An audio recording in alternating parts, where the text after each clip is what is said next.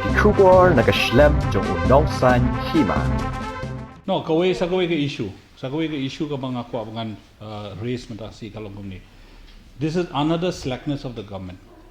The slackness of the government is again apparent today. Ba ngiyoi ya kijing Tlot jong Sorkar ha ka ba ki implement ya ka Fastag ha kita ki Tollgates.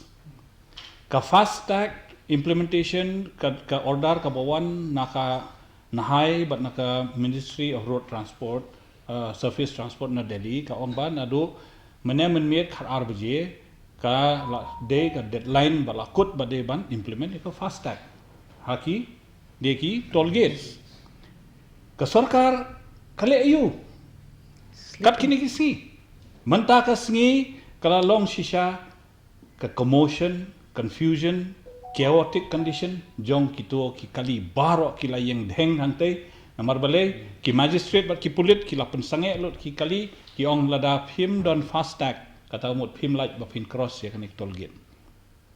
What is this commotion going on?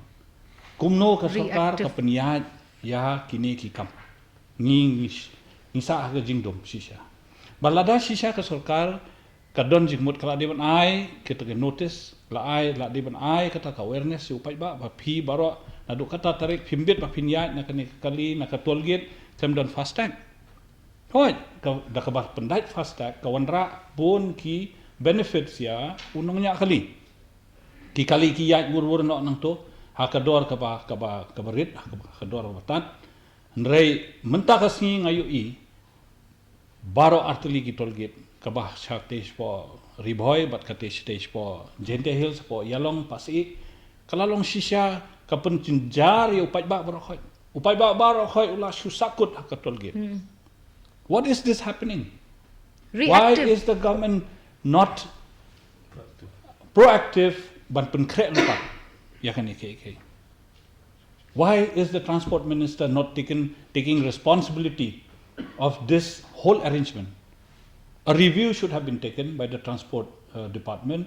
People should have been informed. District administration should have taken proactive measures so that the people who are travelling do not suffer.